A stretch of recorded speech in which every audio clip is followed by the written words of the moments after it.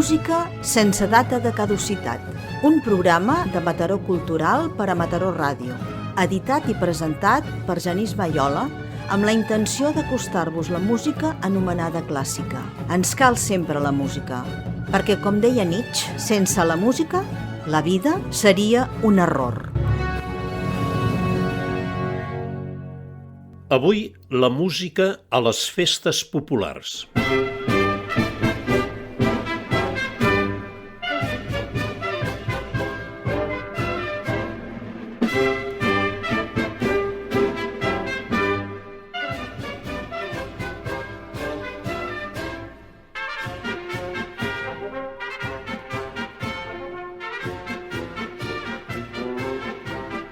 Als Països Catalans tenim tot un ventall ben ample i ric de festes tradicionals i sempre acompanyades de música.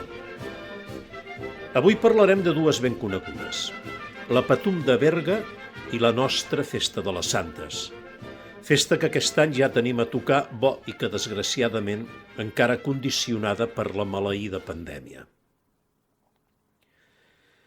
La Patum és una celebració d'arrels medievals vivent i única que s'ha conservat intacta a través del temps.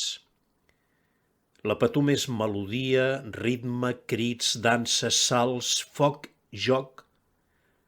Sembla que té l'origen en la processó del Corpus.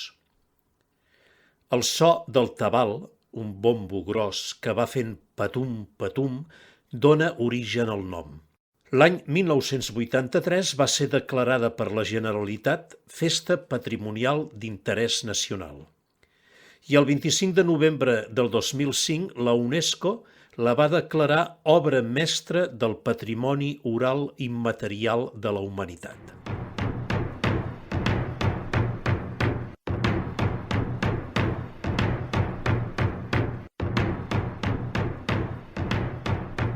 L'element més imprescindible i característic de tots és el tabal, que no para de tocar durant tota la festa.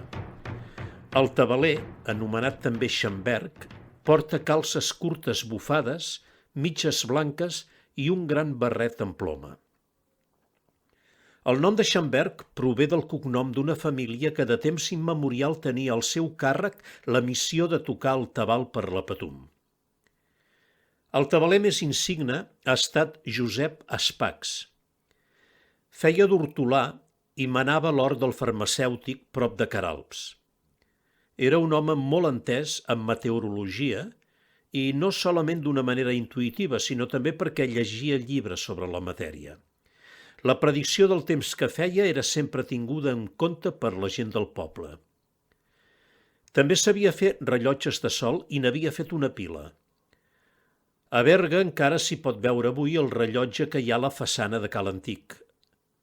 A sota del rellotge hi va pintar els següents versos. Què mires, mussol? Si sóc rellotge de sol. Quan el sol em tocarà, et diré l'hora que serà. Aquest singular tabaler guardava amorosament el seu tabal amb gran cura i així tenia sempre una sonoritat perfecta. Quan convenia li canviava la pell i sempre ho feia posant-hi el pergamí més bo que trobava. I per tota aquesta feina l'Ajuntament li pagava un duro l'any. 5 pessetes. Pels més joves no arriba a l'euro. Però ell estava content i satisfet pel fet de ser el tabaler de la Patum. Quan va caure malalt, el seu fill va heretar la feina i el vestit del seu pare. El vell tabaler, el dia de Corpus, dia de la Patum, es posava a la porta de casa seva esperant que passés el seu fill amb el tabal. Quan el veia arribar i sentia el patum-patum característic, s'emocionava fortament i després amanyegava el tabal com si es tractés d'una criatura.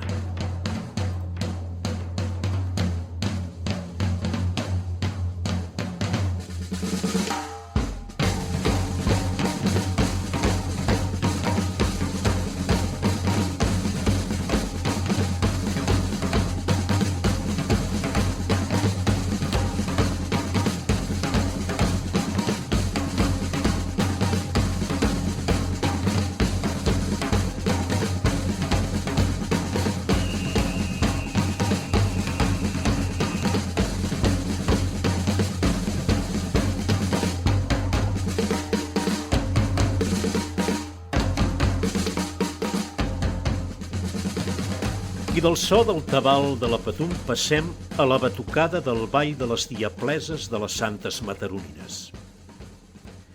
El juliol a Mataró és sinònim de festa major.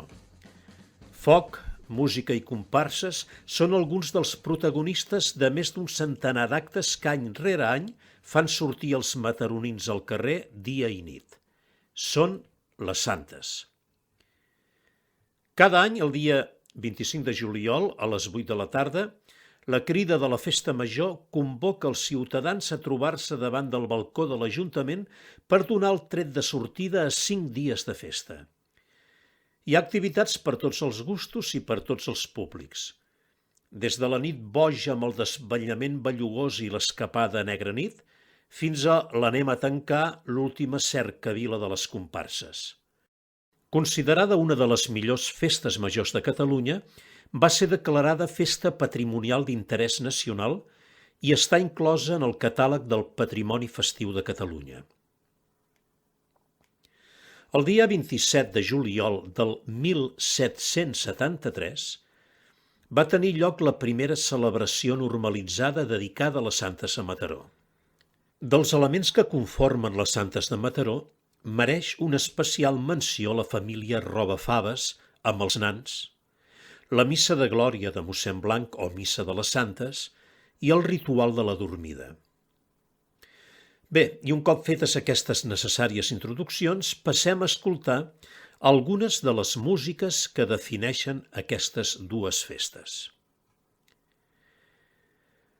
L'àliga és, sens dubte, l'element del bestiari festiu català que més es diferencia de la resta. És la figura més senyorial, aristocràtica i distingida. Antigament l'àliga gaudia d'un seguit de privilegis com el de ballar en el presbiteri de l'església o d'anar davant de la custòdia en les processons del Corpus. L'àliga de la Patum té un naixement més tardà que el d'altres elements de la festa i la seva història representa encara avui un gran enigma. L'any 1756 l'Ajuntament de Berga va decidir incorporar una àliga a les solemnitats del Corpus i en va encarregar la construcció d'una al fuster Ramon Roca. Podria ser la mateixa, convenientment restaurada i modificada, la que balla actualment a la Patum. El seu ball és el de major valor coreogràfic de tota la representació i la seva música la més distingida i monumental. Aquesta extraordinària partitura presenta moltes semblances amb una dansa típica del Renaixement que podria tenir el seu origen al segle XVI, per bé que la seva línia melòdica sembla derivar d'un himne gregorià. S'ha arribat a definir la melodia del ball de l'àliga de la Patum de Berga com una de les 3 peces més genials de la música popular catalana.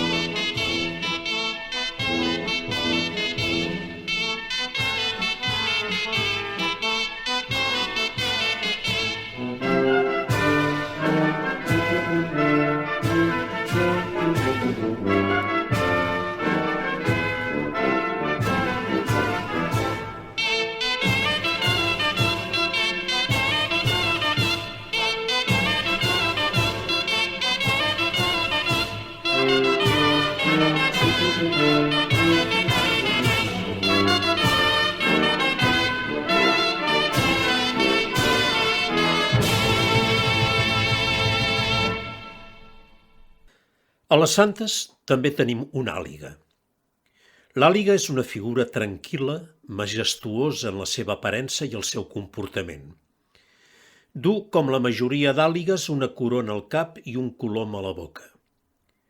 La porta una sola persona i es fa acompanyar d'una petita cobla que interpreta música antiga amb diversos instruments com tarotes, flaviols, violins, sac de gemecs, trombó o tabals, emulant les antigues cobles de ministrils o ministrers. L'àliga representa la ciutat a la festa. El seguici sempre precedeix les autoritats. La podem veure per les santes i en celebracions molt especials. Comparteix amb els membres del consistori el protocol i solemnitat de l'acte festiu al qual acudeix. Les primeres notícies documentades de l'existència d'una àliga a Mataró són de l'any 1601, en les cròniques de la canonització de Sant Ramon de Penyafort a Barcelona. Podem deduir, doncs, que al segle XVI ja existia l'àliga a Mataró. L'any 1799 trobem descrita la primera participació de l'àliga a la processó del 27 de juliol, dedicada a les noves santes patrones de la ciutat, Santa Juliana i Santa Semproniana. A principis del segle XIX perdem de vista l'àliga, igual que passa amb la resta de figures festives. Dins el marc del procés de recuperació de la festa major i de les figures, l'àliga de Mataró torna a néixer l'any 1987.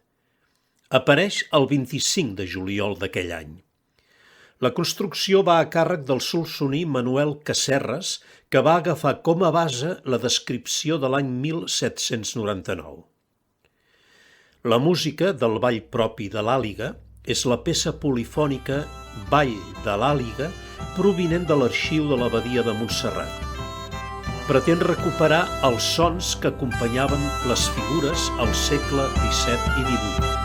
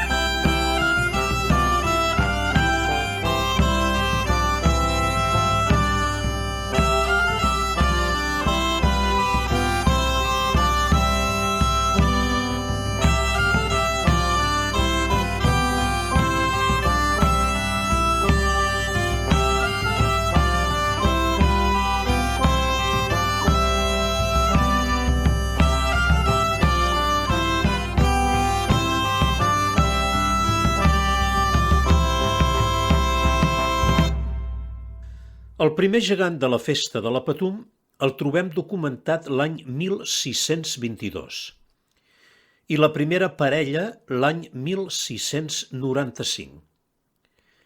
La tradició popular, sobretot des del romanticisme, els ha relacionat amb antics cabdills musulmans vençuts.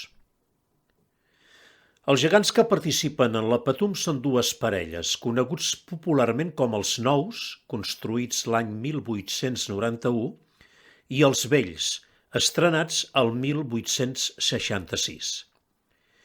Es tracta de 4 figures de dimensions i pesos considerables, de 4 metres d'alçada i 100 quilos de pes cada una, que van vestits de sarraïns i que executen una airosa dansa a temps de vals.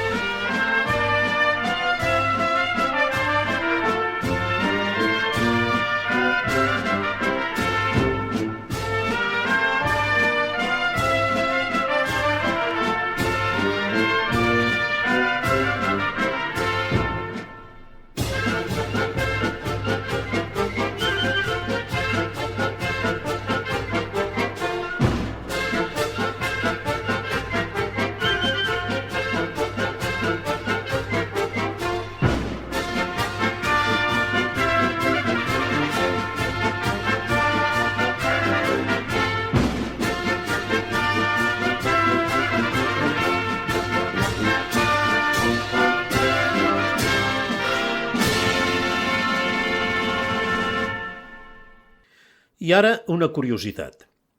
Les bones tradicions sempre estan obertes a innovacions. El 2016 se celebrava el 150è aniversari dels Gegants Vells de la Patum i el 125è dels Gegants Nous. Per commemorar-ho es van organitzar uns quants actes especials, entre els quals va destacar la ballada el diumenge de Corpus amb música de Bruce Springsteen. Concretament amb una versió de la cançó Si m'hagués de quedar enrere, del músic nord-americà, que en va cedir els drets. La plaça de Sant Pere va ovacionar el ball amb aquesta versió, amb arranjaments del director i compositor Sergi Cuenca i interpretada per la Cobla Ciutat de Berga.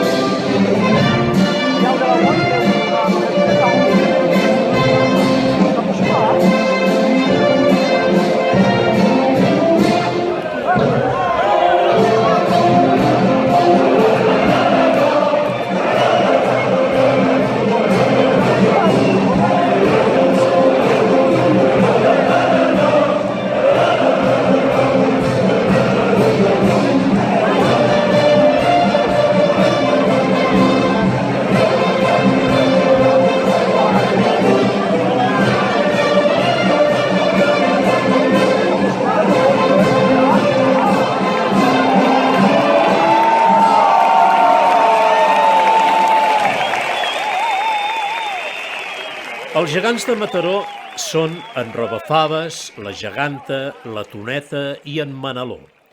Formen una família de dues parelles de dues generacions diferents. Els gegants de Mataró són dels anomenats històrics. Els primers documents en què apareixen daten de final del segle XVII i relaten que ja participaven en les processons del 27 de juliol dedicades a les santes. Al llarg dels anys, els gegants pateixen canvis i transformacions fins que s'arriba als que tenim actualment, les restauracions dels quals es van dur a terme entre els anys 1980 i 1984. La família Robafaves té un gran protagonisme a la ciutat perquè és l'única comparsa d'existència més o menys continuada al llarg dels últims segles i també el moment més esplendorós arriba durant la dormida i el desvetllament de les santes. La família Robafaves, acompanyada sempre de música de flabiol i tamborí, té els seus propis balls. El ball de grossos, en Robafaves i la Geganta amb la masurca d'emborina. El ball de petits, la Toneta i en Manaló amb els xotis d'emborina, del repertori de Quirze Peric. I el ball de quatre de Carles Arabia. Aquí cal recordar que hi eren Quirze Peric Iglesias, nascut a Sant Feliu de Buixalleu el 1896 i mort a Mataró el 1985. Fou un flabiolaire de tradició oral i també tocava el bombo. Quan immigrà al Maresme cap als anys 20 del segle passat, va començar a introduir-se i a treballar en l'acompanyament de seguicis festius, sobretot de balls de bastons i gegants. A aquesta activitat dedicà els 30 darrers anys de la seva trajectòria musical i cal destacar-ne la llarguíssima vinculació entre 1946 i 1983 als gegants i als nans. Peric fou el primer flabiolaire popular i un dels poquíssims a ser vindicat per la societat civil del seu temps. Del Peric músic es conserven els instruments i una sèrie de documents i objectes personals al Museu de Mataró. També podeu trobar fotografies al Museu Arxiu de Santa Maria. Escoltem ara el Ball de Grossos. És una peça extreta del repertori d'en Quirze Peric, que al seu torn la va aprendre d'en Borina del Garduix. És una masurca i correspon al ball dels dos gegants grossos, la geganta i en Robafaves.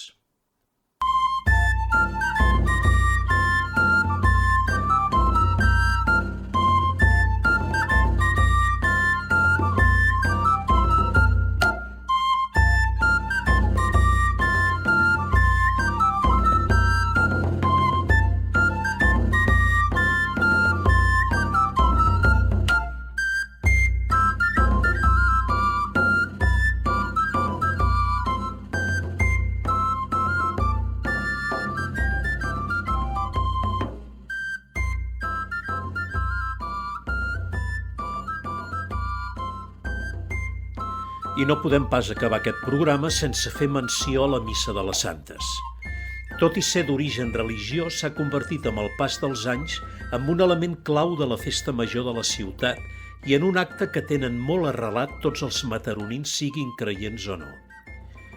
L'any 1848, Jaume Isern, organista de Santa Maria, va instar Manuel Blanc, un jove seminarista mataroní de 21 anys i alumne seu, que compongués una missa per a orquestra, cor i solistes dedicada a les patrones de la ciutat. D'aquesta forma va néixer la Missa de Glòria de mossèn Blanc o la Missa de les Santes, com tots la coneixem avui dia. Va ser Jordi Arenas, artista, pintor i músic, qui l'any 1971 va obrir la interpretació de la missa al poble.